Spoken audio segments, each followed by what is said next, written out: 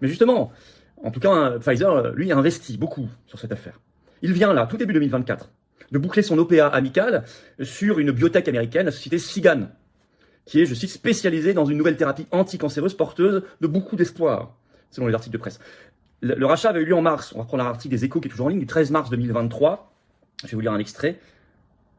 Ces ventes de vaccins Covid chutant avec la fin de la crise sanitaire, Pfizer doit se trouver des relais de croissance. C'est écrit en toutes lettres. Le géant pharmaceutique américain passe à l'action dans une opération massive, une OPA amicale sur la biotech américaine cotée Seagen, spécialisée dans une forme innovante de traitement de cancer. L'oncologie étant sa priorité stratégique, Pfizer n'a pas hésité à ouvrir grand les cordons de la bourse. Il offre 229 $ par action Seagen, qui coûtait encore moins de 173 $ en clôture vendredi. Le prix valorise la biotech à 43 milliards de dollars en incluant la reprise de sa dette et a emporté l'accord du conseil d'administration de la cible. Donc Pfizer a été prêt à mettre 43 milliards de dollars, là c'était bouclé au tout début de l'année, et il qualifie maintenant la lutte contre le cancer de, je cite, sa priorité stratégique. On l'a d'ailleurs revu, c'est sur le site web même de Pfizer ce 25 janvier. Là, vous avez Pfizer, le titre Pfizer présente de nouvelles recherches sur le cancer au symposium sur les cancers de l'ASCO-GU. L'ASCO-GU, c'est une société américaine d'oncologie.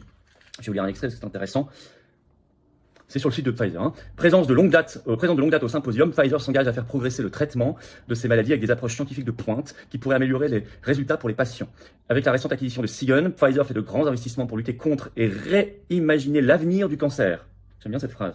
Ils sont là pour réimaginer l'avenir du cancer et a élargi son portefeuille pour inclure 7 médicaments pour les patients atteints de ce type de cancer, y compris la vessie et la prostate. Bon. Donc, en tout cas, il y a d'un coup une augmentation brutale des cancers. L'Union européenne en parle beaucoup, l'OMS, le constate, le dit. On nous dit, mais c'est parce qu'il y a toujours l'alcool, le tabac, la pollution de l'air et l'obésité. Ok.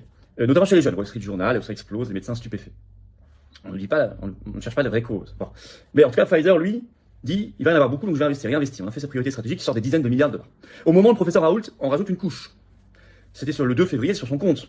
Un de ses derniers tweets. Il a demandé, je cite, un moratoire sur l'injection RNM. Je vais vous lire. C'est un long tweet, un extrait le plus important de son tweet. Je cite Raoult. On ne peut pas injecter un médicament sans savoir ce qu'il va produire dans le corps.